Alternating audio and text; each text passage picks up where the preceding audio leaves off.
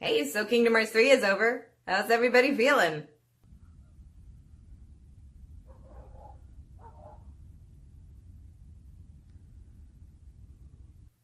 Good. Do you want to talk about it?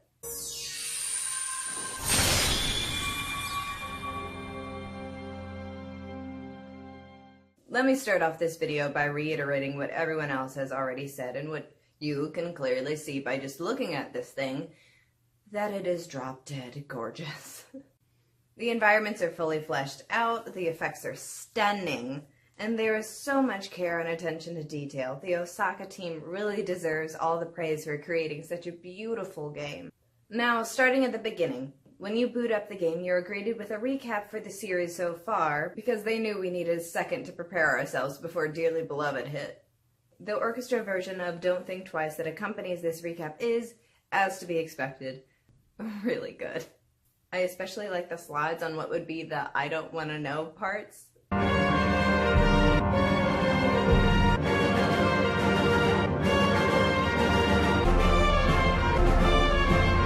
It's so good. Your new game starts off with some sweeping shots of the last level of the game, Scala ad Caelum. And let me just say that to start off with sweeping shots of Scala is big dick energy. Oh, sorry, let me try that again. Starting off with sweeping shots of Scala is big dick energy.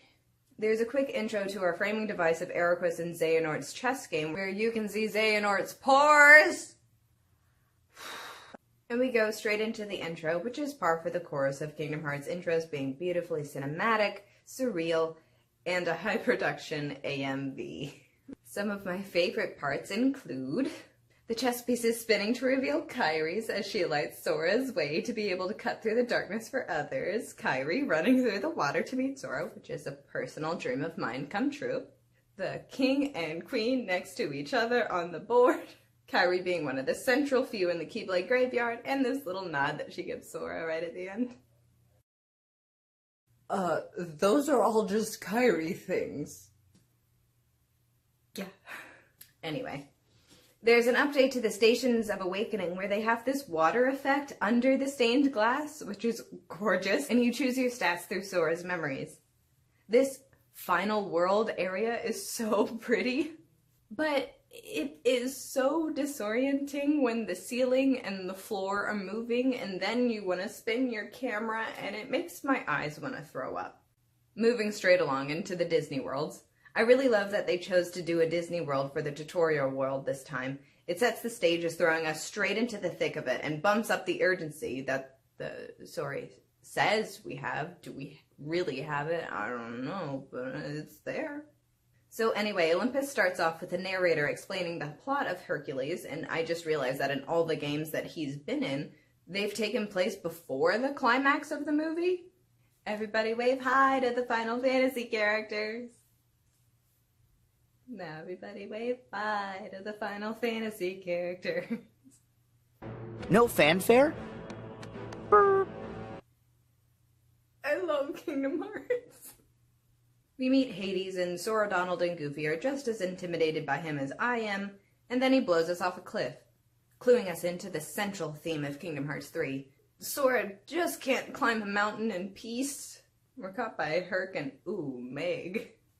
Hee. 3D is treating you nice.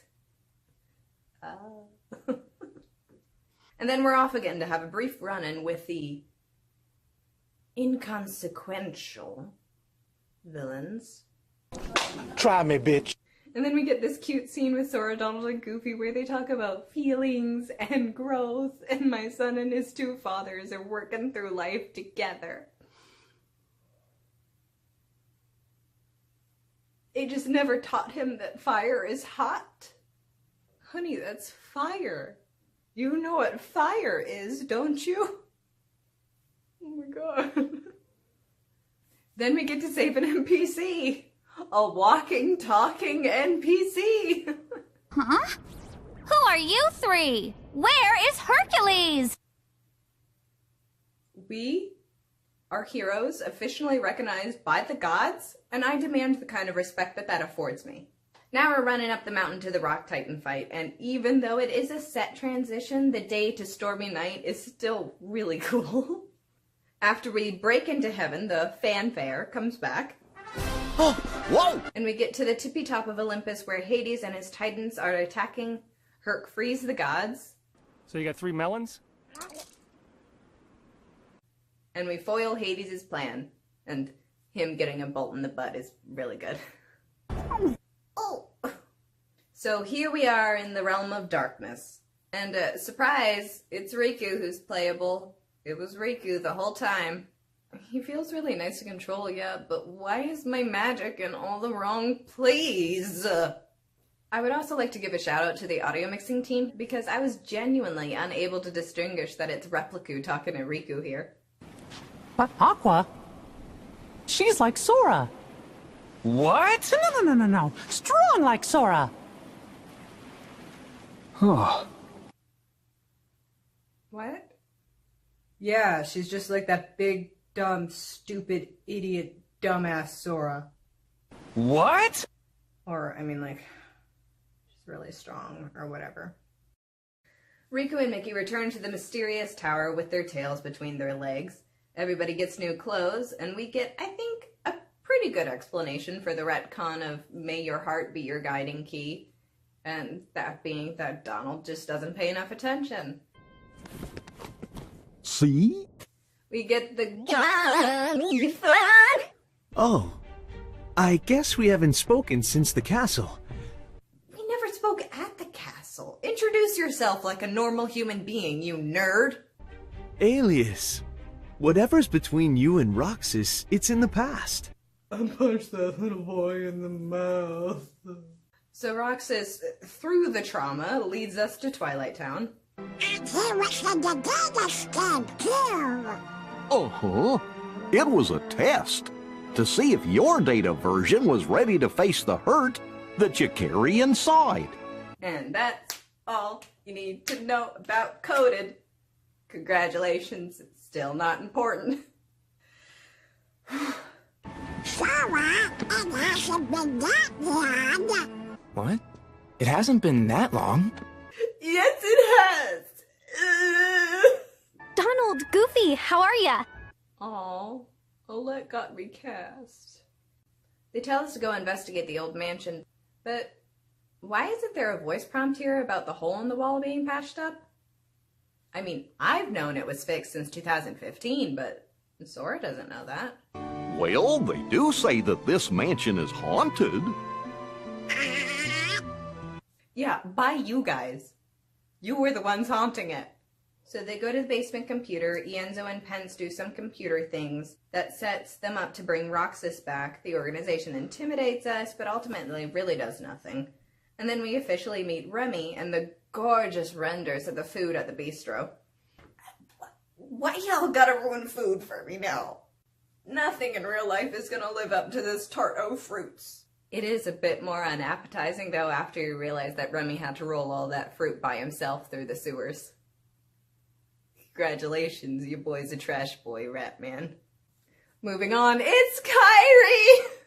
The Secret Forest is so pretty, and Alison Stoner does so good here.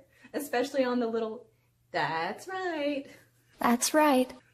And it's so cute that she's writing her letter for her, just like she did in 2. And that's just the way she gets her feelings out. Oh my god. Alright, so the real first Disney World we go to is Toy Box.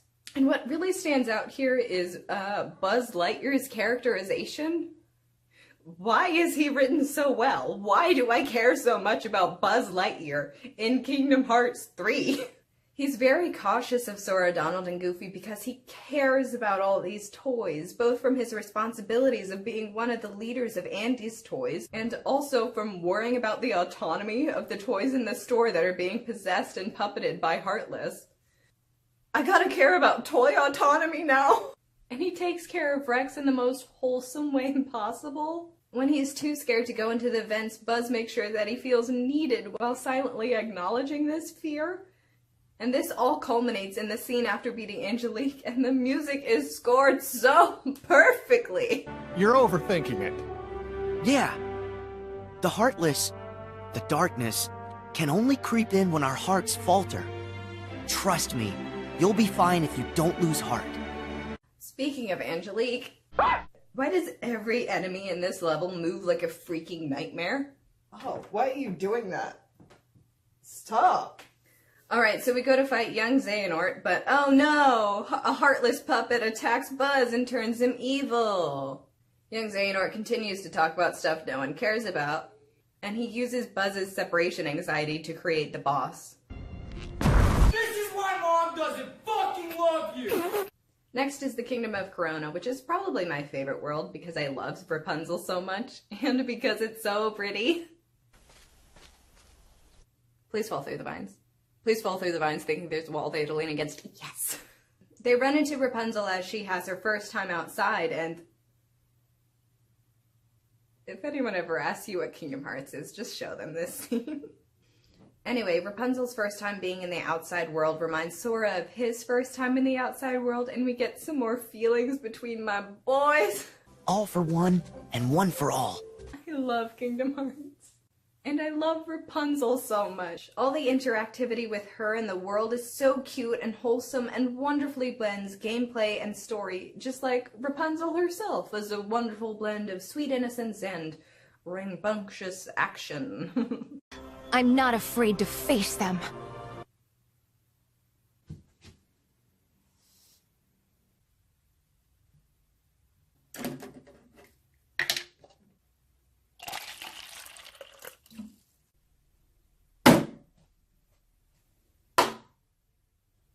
Moving along down the path, I want to point out that the marsh has a whole other field and battle theme, and they seem to be drawing inspiration from Gothel's Mother Knows Best reprise, and that itself was drawing inspiration from Into the Woods, which brings it right on back to the Ever After Keyblade. Ever after. Ever after! And they really didn't need to do that extra step. They just wanted the mood to fit for this one area, and I don't know what I did to deserve that kind of love. They reunite with Flynn and Rapunzel, and we reach the kingdom. Uh-oh. The festival starts and we get to do the dancing. Oh my god, look at this dork. Oh my god, look at the lanterns. And the score here, and it's so magical, and I get to see my boy in the lantern glow. But the nobodies, of course, interrupt, and Sora gets a little miffed because his ship was having a moment. Could you guys have possibly picked a worse time? It's time for these wet blankets to go. Meanwhile, Gothel tricks Rapunzel into going back to the tower, and when you watch Tangled, it almost seems like it was made with Kingdom Hearts in mind. Many scenes in the movie seem primed to be cut to Kingdom Hearts characters or Kingdom Hearts concepts themselves. Or it's probably just me reading into it too much. But...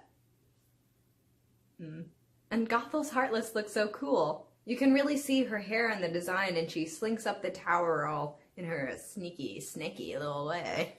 In Monstropolis, we get to see a couple of monsters. And the trio even scare themselves. But nothing compares to the eldritch horror that is Goofy. Get that thing away from me, you guys! The Unversed show up, and we've got to get Boo back home to safety. It's kind of a long story, but Boo's from another world. Oh, sick. Me too. Order! And I love how they relate laugh power to gummy ship power, because I'm pretty sure that that's always been one of those parenting lies that Donald and Goofy have told Sora to try and cheer him up. After defeating the Unversed on the laugh floor, going through the factory's slidey shooty sections, which I'm horrible at, Sora misses Boo's door like a cat misjudging a jump. Oh, and Randall sounds more like Beast Boy than he does Steve Buscemi.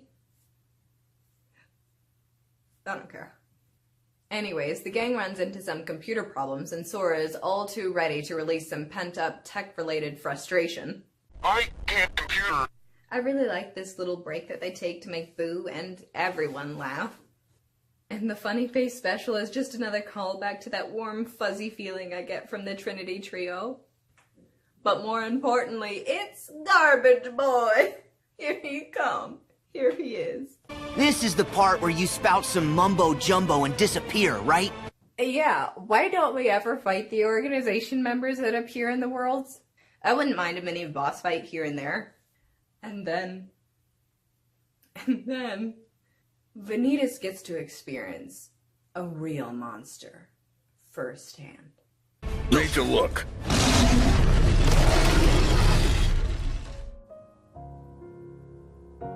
And in that moment, James P. Sullivan became the single foremost Disney character to have an impact on the Kingdom Hearts plot.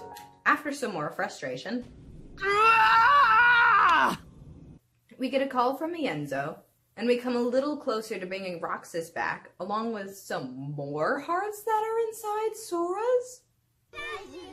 How many kids you got in there? Sora can't count. Yeah, I can. 1, 2, 2.5, 2.8.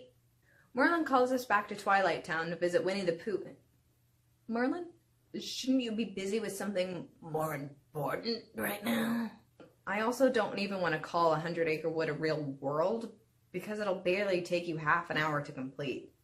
And the 3 mini-games that are in there are all basically the same. Besides that, though, I'm mostly just Do not like. in the story of the 100 Acre Wood in this one. Now, this is a personal thing, and I know that, but usually anything involving Winnie the Pooh destroys me. And they usually do a really good job of capturing that thing that makes me cry over Pooh in a Kingdom Hearts game. But this time, it's different. The world ends on a surprisingly somber note, with Sora and Pooh hinting that they're going further apart. Except I can feel it. Our connection's weaker. Almost as if Sora is outgrowing Pooh Bear. That he's never going to be able to see him again. Like his connection to Pooh is just another casualty into being forced into this war in a Frodo can't return to the Shire kind of way. Something's happened to me that made me vanish from Pooh's heart. Oh, don't like that. In Arendelle, we meet a couple queens. We first run into Elsa when Sora's "someone's not 100% overjoyed to be alive" senses go off, and they try to cheer her up. "He can smell your sadness from a mile away. Don't think he won't come hug you." And my favorite bitch, Queen, is back! Oh my god, how I've missed you. Roast these loser boys to little blackened crisps.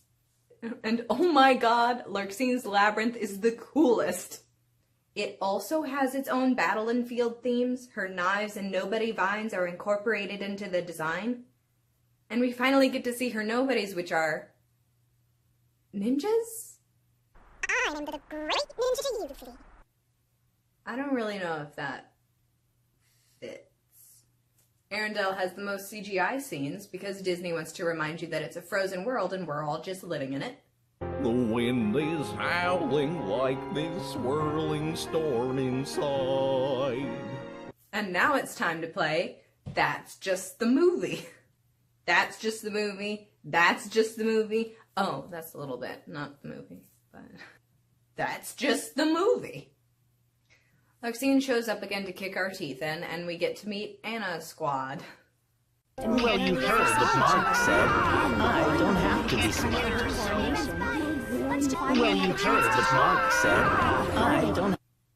Did you really make your team build a whole area we never go to and 2 models we never see again for a very confused 30-second scene? We paid for the rights to 2 songs and we're gonna use them! But we then get this really cute scene of Sora being reminded of his own clinically depressed sister who was cursed with dark powers, and I can't be bothered to mind. We get back to the ice castle, and again, Sora's "someone's not 100% overjoyed to be alive" senses go off, and he can tell someone got all heart-hurty. And Marshmallow throws us off a cliff again. Good thing snow's so soft. We could do this 100 times. We then get to truly see Marshmallow. And I think this game does a really good job in fleshing out a couple of minor characters in a way that their original works didn't or couldn't. And they do so by giving them completely original scenarios with Sora and at least one scene to shine. And this little extra bit of marshmallow that we get is so cute. He's made of Elsa's fear, but he just wants to protect her. He's a real bitch to get around in post-world exploration, though. Meanwhile, Sora's a little disappointed his ship isn't canon. No! I just keep her from getting lost. But what am I gonna do with all this fan art and fanfiction I made since meeting you? But we all know that Sora's shipping instincts are always spot on. This interlude has some great stuff from Marley, Larxene, Demyx, and Luxord. But Demyx and Luxord are from Union Cross, and I hate it. Demyx is an ancient Keyblade wielder, and I have to live in that reality. In the Caribbean, look out, me hearties, look out, me hearties, look out, me hearties, look out, me hearties, look out, me hearties, look out, me hearties, look out, me hearties, look out, me hearties, yo-ho! At World's End starts with a child being hanged. But in all sincerity, the sea shanty does a great job of setting up the tone and setting up a lot of the plot for At World's End for us. And we get to see a preview of this massive world. Alright, be careful, I'm about to show you a cursed image. That skin!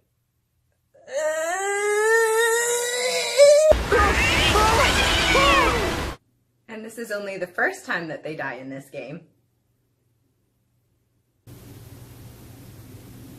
We meet up with the pirates crew and they explain to us that we are actually in the afterlife. Then, Davy Jones' locker? You're saying that we've gone beyond... Beyond the grave? I refuse to believe that a boy who has lived on a coast all his life hasn't heard of Davy Jones' locker. Meanwhile, the organization are busy poking their noses into heart stuff, and boy, was Vex an ugly choice to put into the hyper-realistic world. Can you take like 500 steps back? But Nomura heard all your complaints about fighting Ruler of the Sky, so he made you do it again. Sora, Donald, and Goofy get separated from the pirates crew and they essentially just go do At World's End without us. While we... crab? It's a choice. Oh. And I was so happy that we got to see them again. And here is where Nomura will make you eat everything you've ever said about fighting underwater. I was joking around earlier about the Ruler of the Sky fight because these two aspects seem to be in this world just so the team can shower us in all the updates to make this a fun experience. Every one of your underwater attacks is focused on covering distance with either long-range slashes or sucking enemies closer to you, and even changing up all your magic into projectiles. Water lightning is bonkers. Or you could just blast through the whole thing with your swim faster ability.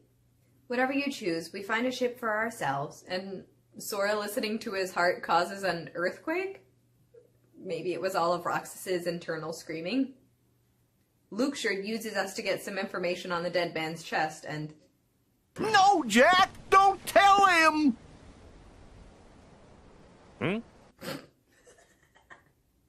That's the only time that the Kingdom Hearts pause has ever worked. It took you 10 games, but you finally got it!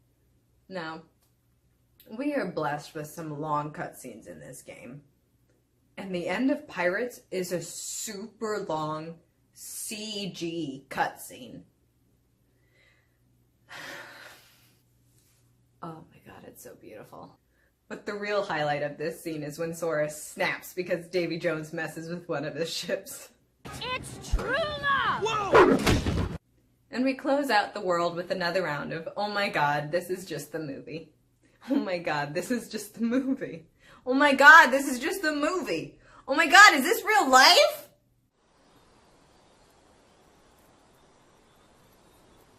Move, Kyrie's here. So you gonna try yours on? I don't know. Maybe later. Yeah, no one wanted to program whatever dumb outfit Nomura came up with.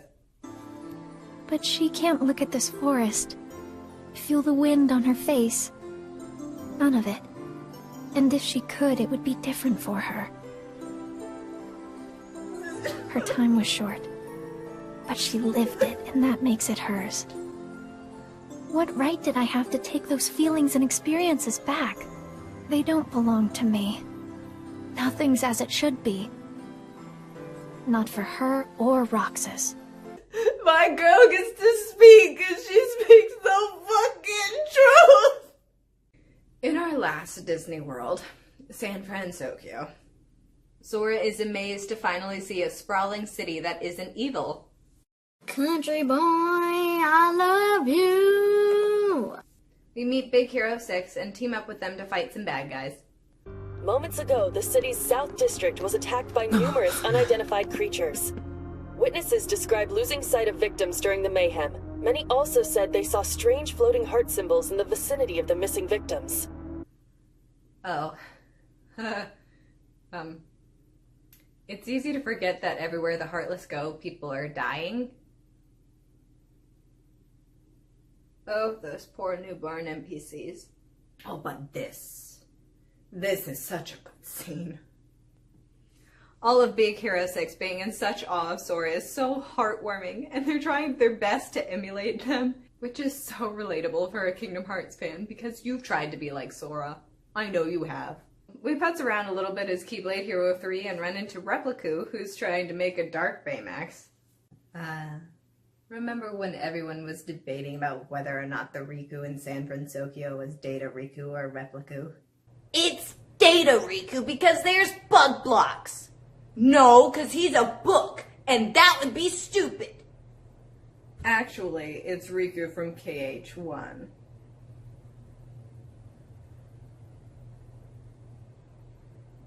Just kidding, it's Repliku. What the fuck? Speaking of this Repliku, he runs into Pete and Maleficent. Who's he? Friend of yours? Yes, though I could not tell you from when. Shut up! Shut up, go away and shut up! Anyway, we go on to face Repliku and... It's not the sum of our parts. It's the sum of our hearts. We go on to face Repliku and his Dark Baymax. And oh my god, San Fransokyo is the only Disney World to make me cry. But Hero, isn't that Baymax's heart?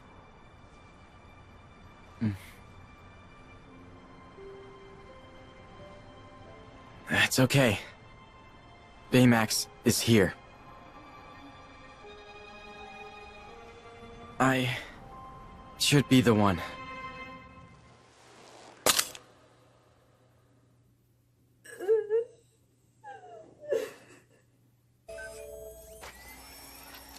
Hello, I am Baymax, your personal healthcare